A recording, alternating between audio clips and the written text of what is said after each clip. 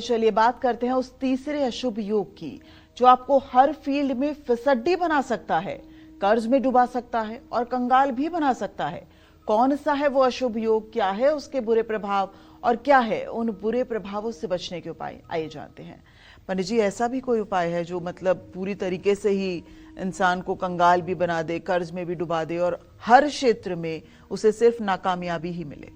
ये तीसरा योग बेटा चंडाल योग है।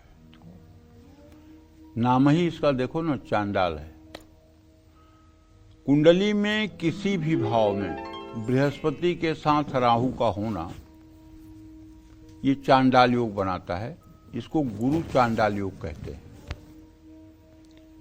इस योग का सबसे ज्यादा असर शिक्षा, जीवन, सुख और धन पर पड़ता है।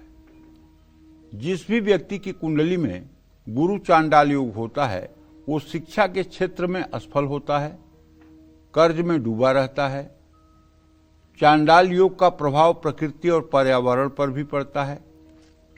चांडाल योग के अशुभ प्रभावों से बचने के लिए गुरुवार को पीली दालों का दान करना चाहिए, जरूरतमंद को करना चाहिए। पीली मिठाई का भोग गणेश जी को लगाना चाहिए। पीड़ित व्यक्ति खुद गुरुवार को व्रत रखें, एक समय भोजन करें और व्रत खोलते समय बेसन से बनी कोई चीज खाएं। लेकिन ये उपाय बहुत छोटा है। ये उपाय कितना असर करेगा ये नहीं कहा जा सकता। अगर इसके लिए समुचित उपाय करना है तो 3 उपाय आपको बताता हूं। पहला उपाय ये है कि ओम ब्रीम बृहस्पतये नमः, इस मंत्र का आप 25-25 माला सुबह शाम कम से कम 20 दिनों तक जप करें। ओम ब्रीम बृहस्पतये नमः 25 माला सुबह, 25 माला शाम को भगवान श्री हरि विष्णु रामकृष्ण के प्रतिमा के सामने घी का दीप प्रज्वलित करके धूप दीप नैवेद्य से पूजन करके इस मंत्र का जप करें तो आपको तत्काल इमीडिएट राहत महसूस होगी।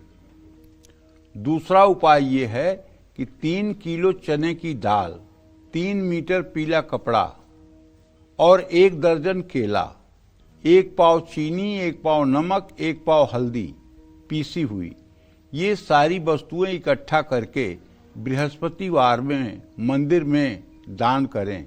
इसका भी रिस्पांस, इसका भी लाभ आपको मिलेगा।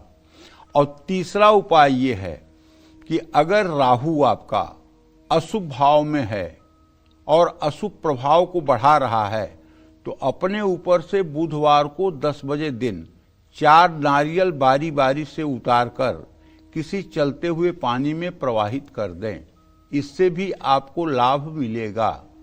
और सबसे बड़ा जो ब्रह्मास्त्र उपाय है गुरु चंडाल योग को दूर करने का वो ये है कि नित्य प्रातः सायं आप विष्णु सहस्त्र नाम का पाठ शुरू कर दीजिए। अगर विष्णु सहस्त्र नाम का आपने पाठ शुरू कर दिया तो ज्यादा से ज्यादा 6 महीने के बाद ये गुरु चांडाल योग के जितने उपद्रवकारी चिन्ह हैं सारे के सारे चिन्ह मिट जाएंगे और आपके जीवन में सामान्यता आ जाएगी। जय मां विंध्यवासिनी।